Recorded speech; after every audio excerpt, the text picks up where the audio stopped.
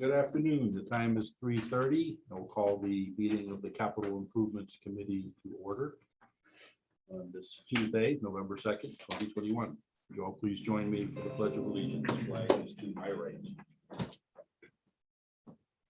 the flag of the United States of America and to the republic for which it stands, one nation, under God, indivisible, with liberty and justice for all.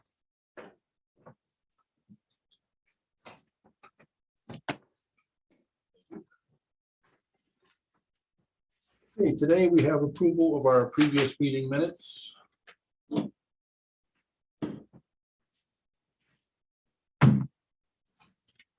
Make a motion to approve. Second. I have a motion and a second to approve. Do a quick roll call vote. Cheryl, how do you vote? I wasn't here, so can You can abstain or you can approve. I abstain? Okay.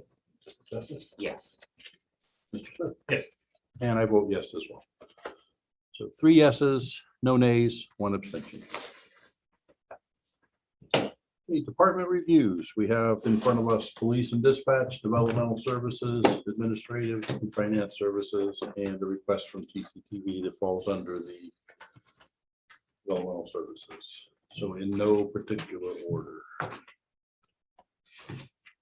We know if any of the department heads are coming to talk about? I was not told either way. Did any of them say they were gonna come to explain any of that? Adam can't make it. I'm gonna present for him. Okay. Police Chief Bennett is gonna be on Zoom. He Okay. probably should be logging on shortly. I believe that was all that submitted. Was Mr. Castle as well? Yeah, and Ms. Pelletier. Yep. But he was on vacation. Oh, Steve is gonna be coming with either. I think so. Ask him right now. Okay, thanks. Why don't we start taking them out of order? We'll start with Adam's presentation, if Holly would be so kind as to share. Holly, are you in a position to speak to Sheila's request as well?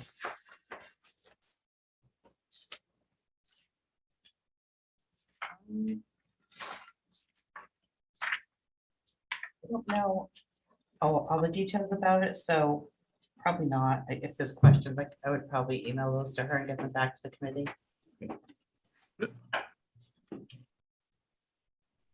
We may need to defer that one then. So we'll look at that as we go. Welcome, Chief. How are you? Good. How are you, Tim? Hanging in there, sir. Sorry about that. I didn't see the passcode to join the meeting. The challenges of Zoom. Yep. Well, we have you on board. Why don't we start with your presentation first, sir? Okay. Well, it's not much of a presentation because there's not much free cash to go around. So what we have is in talking to Adam, we're just going to request a police vehicle. That vehicle this year would be or next year actually, would be a SUV. And it's going to be an SUV because we have green community funds to the tune of $5,000 that we can put towards the purchase of this vehicle. So the quote came down from MHQ, which is a state bid. And MHQ had it at $54,142.92. And you can see with the 5,000 less, it's $49,142.92. And that's all we'll be requesting for this year.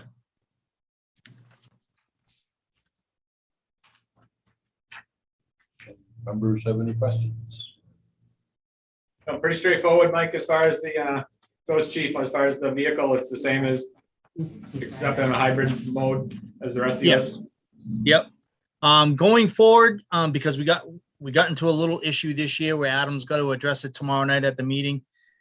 Going forward, all our articles will just say police vehicle and there'll be amount. Because it comes down to the last minute, what's the better deal What do we need? And that's the way it was supposed to go, because we're waiting on the Ford F-150 as we speak. This year, though, it's specific. It is the SUV because we have that Greens Community Funds. So we want to utilize that to be able to purchase this vehicle. Would it still be beneficial if it didn't specify SUV, if it was you could still put it towards another hybrid if it's determined to be a different vehicle? It would, because we wouldn't get into this problem. I think that's the way Adam is going to go, is that when it's presented, it's going to be a police vehicle, and then we'll have the option to pick which one is the better deal or fits our needs at that time. Okay, so I was just kind of thinking on the end of, I know lead times are really getting crazy out there for some of these vehicles. I didn't know if it would benefit you if this was listed as a vehicle versus the specific SUV. It probably would be, Mr. Smith. Any questions from any of the other board members? Chief, I see we list that there was no maintenance costs, no breakdowns, no rental costs on the vehicle to be replaced. I can't, unfortunately, Tom, I don't have, Bob Sozik would get that information. I know that we've been having quite a few issues with the 2015 and also the 17s, those are next scheduled to go for replacement.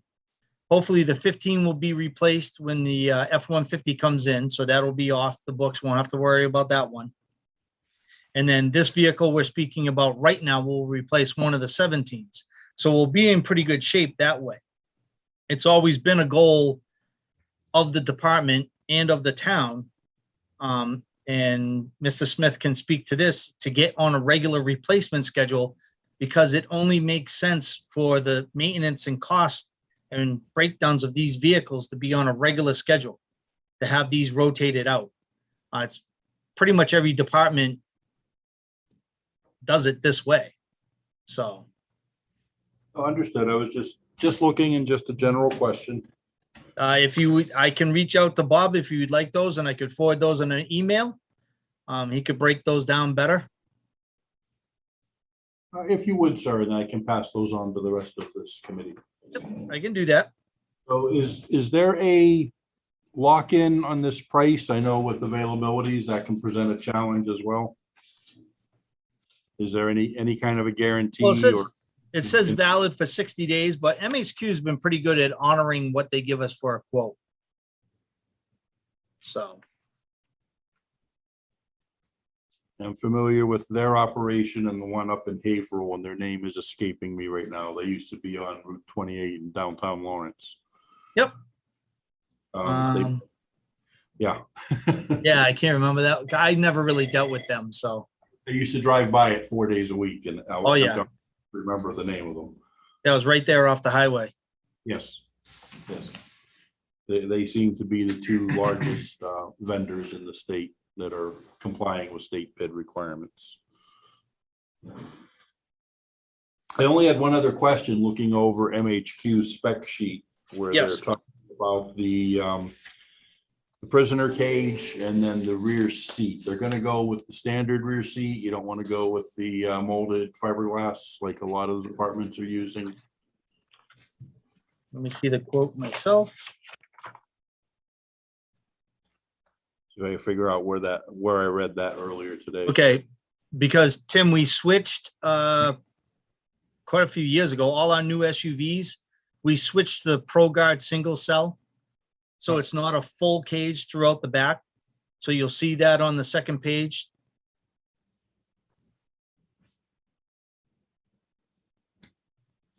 That's because the cell is behind the passenger side of the vehicle, which gives the driver more legway. Okay. And that was my question, because it's OEM seat only, no OSB. Yep.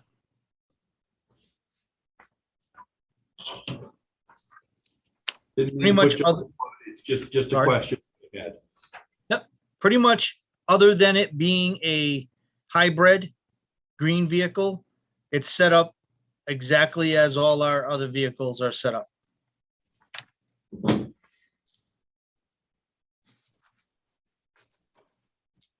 Very good, sir. Any other questions from any board member?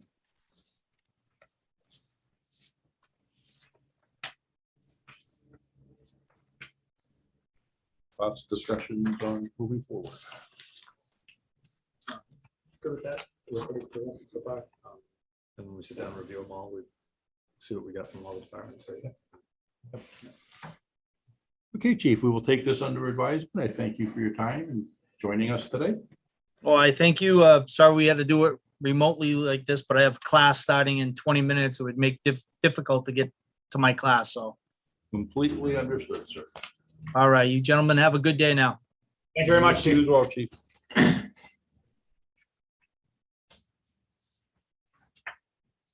Holly, why don't we put you and Adam's presentation up next, please? Okay, and just a note on veterans and TCTV. Yep. I had sent them thinking they were administrations, or everyone had them. They're actually on the next meeting for community services. So Okay, that was my mistake, sending those out to everyone. so we will put those on hold till the next meeting. That makes it even quicker. It does. All right, so for the Gilman Waite project, the select board voted for the town administrator to move forward with that. Oh, sure.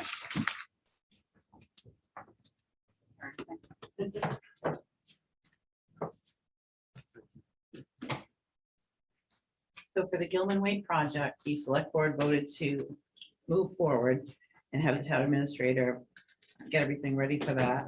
The funds are available with free cash, or I think there's 10,000 available as well, and some possible CPC cash for that. So it wouldn't come out of the capital planning funds.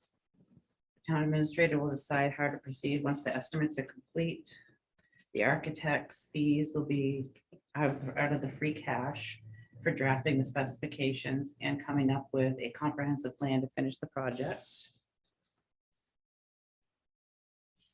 And I guess CPC funds, if we do get them, can only be used for building the bathrooms. If the bathrooms are open to the public, it can't be used for anything else or for the concession stands. Anyone have questions? No, that was my understanding as well. And this is another one of those unfinished projects that we're just trying to get closed up and off of the books. No, let's go out to bid and all that, so we have an actual price before it goes forward, or how is that gonna? It will once the architect does his specs. Yep, it would follow the normal procurement process and the prevailing wage, rates, et cetera, yes.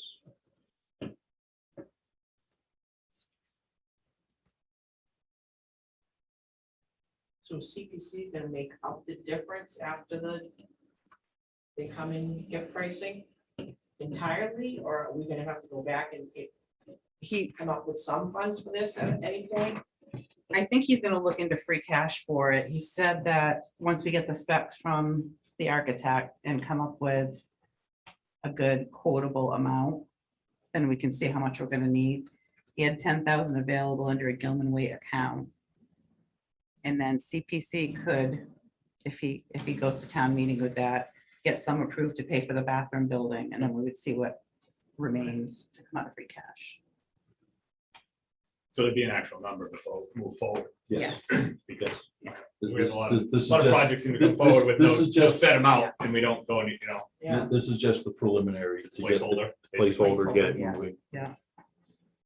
And I do know, looking at some of the other projects the architect has done, he's pretty frugal and he's really watching the dollar signs for us, which is actually to our betterment at the end of the day.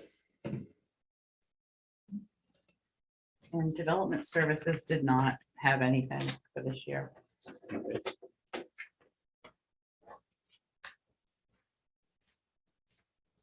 Administrative and finance, we would defer to our next meeting. As the way the packet came in. Any other board member comments?